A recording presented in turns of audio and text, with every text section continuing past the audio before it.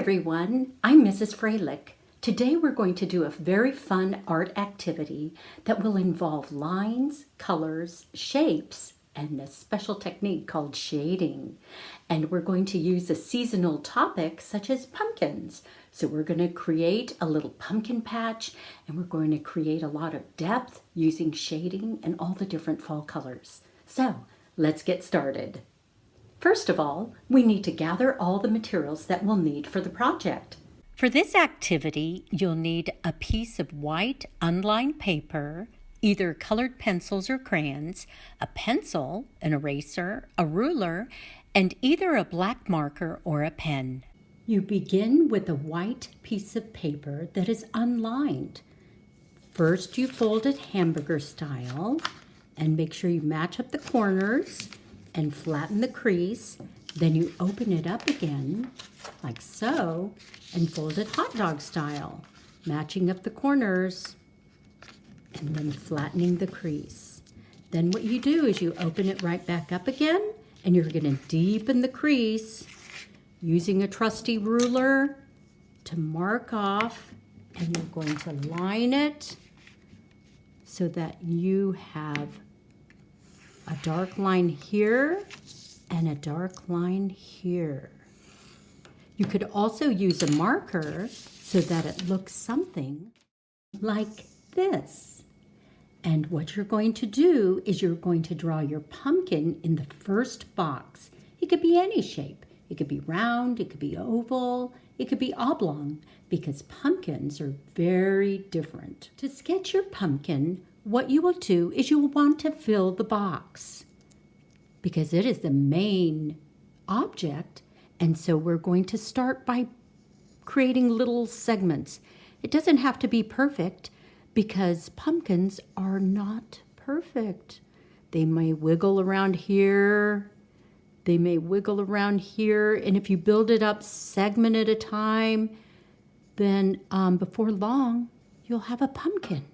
And then all you have to do is draw a little conical shaped stem like so. And then you could use your trusty eraser to get rid of any lines that you don't need. And then you make sure that you got your outline. And then what you could do for shading is you're going to pretend like the light is coming from up here in this corner. And so what you'll want to do is everything that hits the light will be light.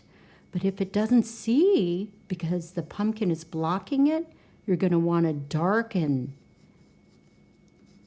everything that is not seen by that light. So this whole side might be very dark because it doesn't see this light. And this also, because you may have a light coming from above as well, but for sure, your light source is way up in the right or left-hand corner. So this might be getting it, and then this down here would not be seeing the light of it. And then it would get brighter and brighter up here. And these are ever so slight. So these will show more depth. And then if you wanted to add colors, you could add any colored pencils.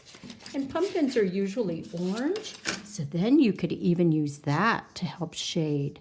And press harder to make it darker and more shaded. And then press lighter in the spots where you don't want it as dark. And this crease here is going to be extra deep because it is definitely going to be in the shadows. So make sure that you color heavy on the shaded areas and then soften your touch as you go upward. And then it'll add more depth to your pumpkin, like so. And then even just to have a hint of a color is really nice because then it'll give the idea that the pumpkin is orange. All right, and then you want your stem to be brown or even yellow. It could be a mixture of both.